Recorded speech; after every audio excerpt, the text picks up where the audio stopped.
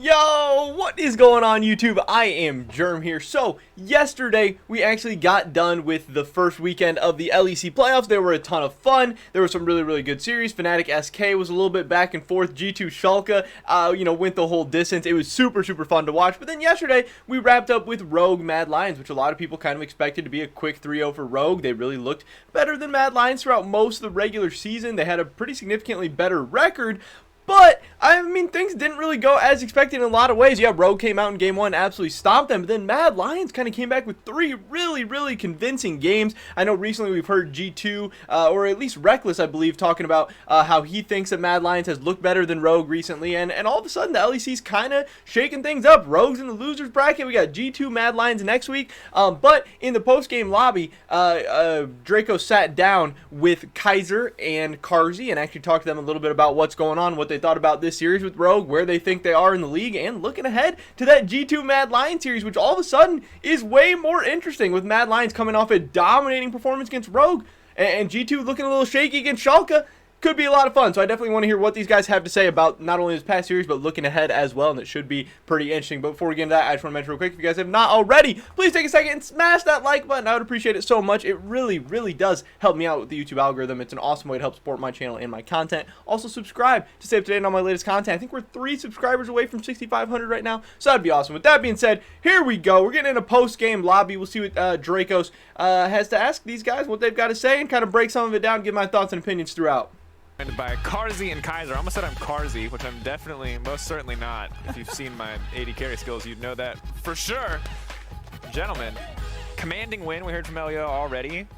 I'll be honest, you guys were kind of the underdogs coming into the day. A lot of fans expected this to be, the Rogue and G2 show in playoffs, and you have certainly upset that. How does it feel to take down Rogue? I would say pretty convincingly towards the end there. I mean, for me at least, it feels really good, because like a lot of people doubt us when it comes to stage, because like they see our Worlds performance, for example, or they see our like playoffs games against Rogue last year. We got like 3-0 stomped. We got in Worlds we like kind of got stomped as well, and they just say like, yeah, these guys, they just can't perform when it matters, and like just performing when it matters now, like in playoffs against Rogue, who were like our Arc Nemesis, I guess, like the rookie team that also came up. It just feels super good. Yeah, pump that narrative. That's what we... So yeah, that's actually like a really great point. Mad Lions for the last year now, they've been known as kind of chokers. They're a very talented team. They've had some amazing players. Kaiser, especially last year, was an absolute beast. Humanoid has looked so good at certain times. Karzi has even been solid over the last couple of years, but obviously this team was known for choking a little bit in the past. They didn't do so great in the playoffs last year, like he was just talking about. They then went to World and still didn't do so great. Some of it was online, some of it was on stage. Obviously we've been going through COVID and everything. It's all been crazy for everybody, but getting a big win like this against a team that was at some points during the regular season seen as the best team in the LEC has to be huge for these guys' confidence, to know that, yeah, hey, we can beat good teams, we can show up in the playoffs, we can do this. And yes, their team is a little bit of a new look. Obviously Arome and Shadow are gone, Arma and Aloy are in, but Aloy and Arma aren't the most experienced people in the LEC. Obviously, Aloy is a rookie, and Arma, it's not like he had LEC games or anything previously, no major league games. So, this is a big thing for them. Yeah, they are a little bit of a different team, and they hope they upgrade a little bit, but also still, it's not like the new guys coming in have a ton of playoff experience or big game experience or anything like that. So, this could be a huge confidence boost for Mad Lions, a team that I think is absolutely talented enough to consistently stand up with a team like Rogue, and probably a team that should be talented enough to really distance themselves from teams like Schalke in the regular season, but that's not really what happened. But maybe after a big win like this, we'll see what happens against G2 next week. Maybe they could get things rolling. Maybe they could carry things forward a little bit. Again, they've gained the respect of G2. Definitely we've heard from some of their players. So it's interesting. Maybe this could be the start of something really good for Mad Lions. Sometimes you just need that click, you just need that spark to get going. And then also, the difference between playing online and stage, maybe that affected Rogue, maybe that helped out Mad Lions. We don't know for sure, but especially as we start getting more and more stage games, as we start getting the fans back into play, some people might not believe it, but you are going to see certain players and certain teams playing better or worse versus online, versus the stage, versus no fans, versus fans. Everyone's different. It's a mental game. It's a comfort thing. It can really affect people, and that's going to be really interesting to watch, not only in the LEC, but in the LCS and all over the world as well, how players kind of look either similar or different online versus in person. Yeah, Arch Nemesis, good job. Brief me. Yeah. Karzi, what do you think is different here from the Worlds performance? I know when Worlds happened, Mac was very vocal. It was obviously a very different situation. You guys had like a 14-day quarantine. You couldn't get all your support staff into the country. So, but like, what is different now for playoffs coming into stage for the first time that is now allowing you to perform? Like, what's the biggest difference for you? So I think the biggest difference is that we got used to stage for some reason, I don't know, but right now we are playing well on stage. And also the roster changes helped a lot, of course. So I'm not quite sure what else I would say. Well, I just think that in this team we have so much potential and we are having fun even though we were losing in those games we were laughing. So I think that's a big factor. Yeah, and I think that like that It was a little interesting too. He said obviously the roster changes, maybe a little bit of shots at some of his old teammates. I mean, obviously wanting to show that he does trust and believe in their new teammates, and that's obviously something that's changed. But I just thought that was a little bit funny. But yeah, definitely that they're looking better. They've made big strides. Things have changed from that last Worlds, and that's what they want to continue proving. Now, obviously, just one playoff series win doesn't do that. They still need to end this playoff strong. They need to have a good regular season in the summer. They need to qualify for Worlds in the summer playoffs, all that stuff. But again, this is a big first step. This is the only thing they could have done so far. So far, so good. One series in, and they got a 3-1 win, and a pretty convincing 3-1 win against a team that had gained a lot of people's gained a lot of people's confidence, and a lot of people were really believing in Rogue, and everybody was picking Rogue. And it's not like people were picking Rogue 3-2 or even 3-1. There were so many 3-0s on Reddit and Twitter and stuff. So I just thought that was kind of funny. Having that sense of humor, we've seen how good it's been for so many different teams in Europe, and the fact that you guys were able to have such a successful day is fantastic, I imagine, for that stage confidence. Shifting back to this season, though, less back to Worlds, less to stage performance, in the last few weeks, it felt kind of shaky for Mad. We saw a lot of games across the entire season, even one versus Rogue in Week 7, where it felt like you found these leads, you found these early advantages, and you weren't really able to transition it into these big wins. So I'm curious, again, in a similar vein, what changed for you guys in the 2 weeks of practice? Do you feel like there were significant leaps in terms of performance? Is this just you guys being more consistent on stage? Like, what was the biggest thing that changed in this series in terms of team performance? Should I answer? Yeah, you can. Okay, so I think the biggest change is that we completely changed the playstyle and we started playing mainly around bot, and it's just working for us. I mean, it definitely is. And I think the fans at home could see that too. We had El Yo-Yo with the chain ganks in the bottom lane. We saw you guys setting up with the Jinx and the Thresh, obviously transitioning more into the Kaiser. I'm curious, in this series specifically, there was one moment that I think really stood out to me where it really felt like the team had confidence in you guys, and you guys really manifested that and made that work, and it was Game 2. Even as we look at some of these highlight clips, right? Because in the first Kaiser game, was you so guys were good able on to the find a Thresh small this whole lead. series, It didn't too. ultimately work out for you. But despite how difficult it looked, at least for us on the outside, to play into the Senate Shogath, you ran the exact same lane phase back. Was that just total confidence in the pick? Was that confidence from the team? Why? Explain to me that decision kind of in the moment, why you guys decided to go for that again. So like we thought the lane was actually kind of good for us. I think like Senacho is not really that strong in lane.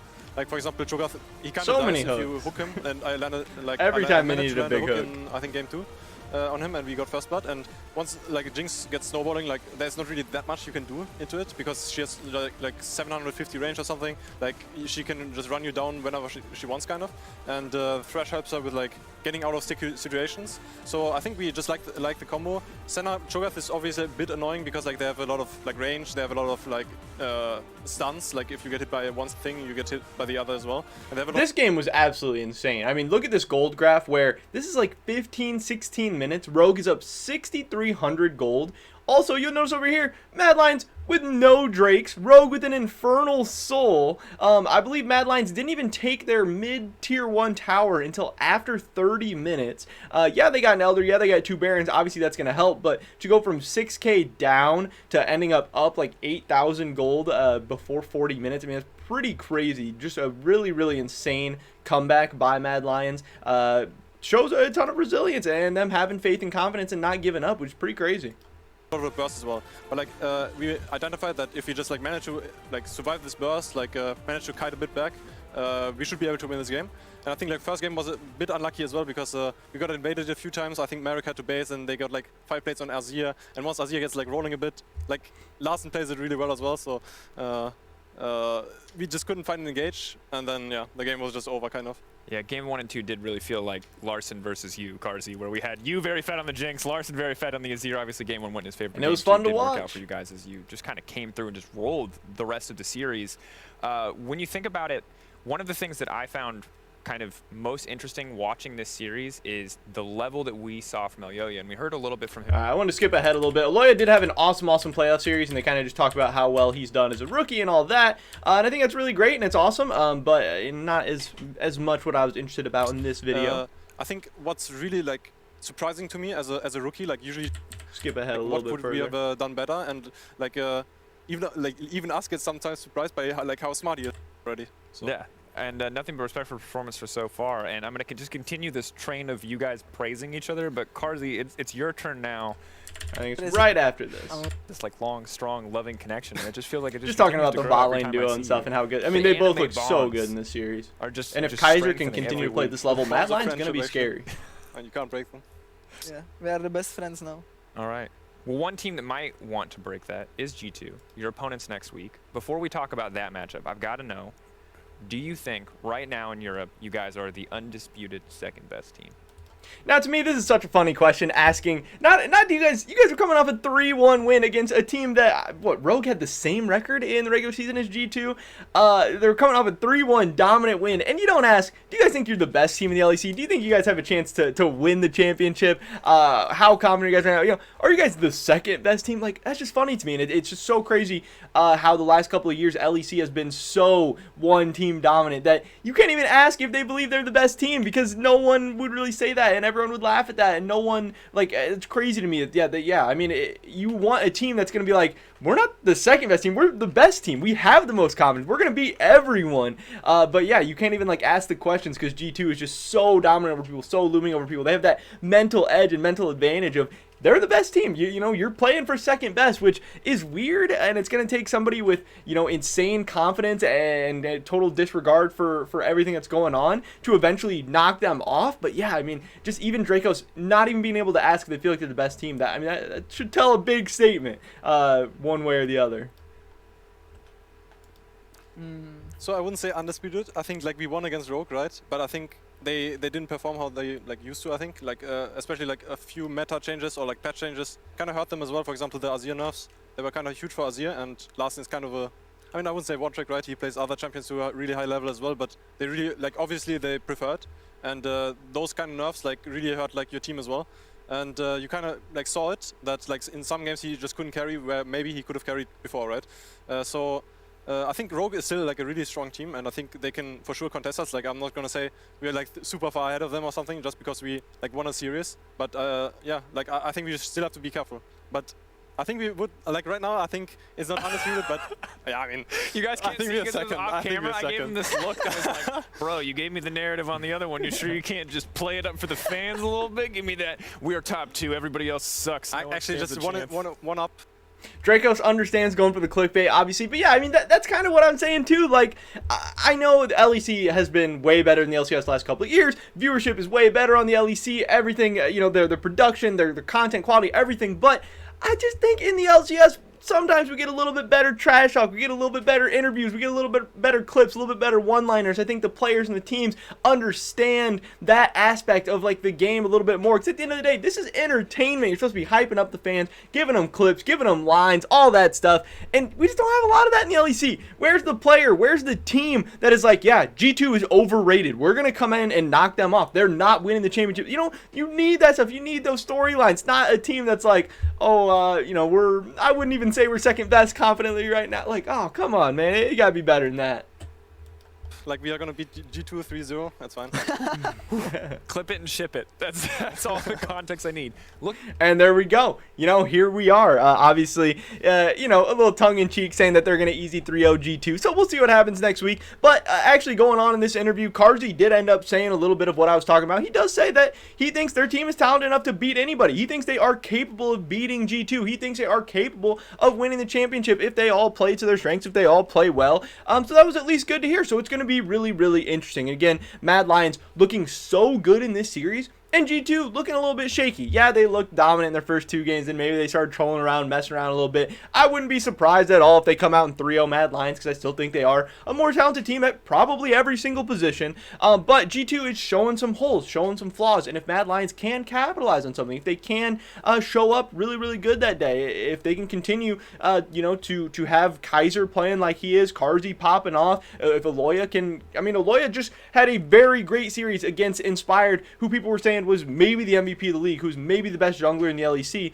So this series got really, really interesting all of a sudden, because I think if it was G2 against Rogue, people were just kind of expecting a G2 stomp, because G2 already stomped them twice in the regular season. Those games were not that close. Those games were not that fun. And not that Mad Lions is better than Rogue, or people are going to expect an interesting series all of a sudden, but Mad Lions has kind of been a thorn in G2's side in the past. They've knocked them out before. They've won playoff series against them before.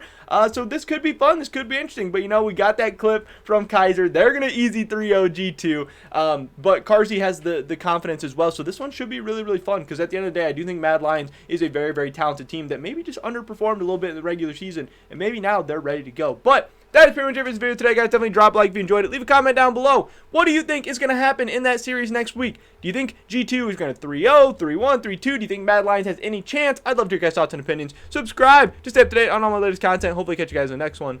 But until then, peace!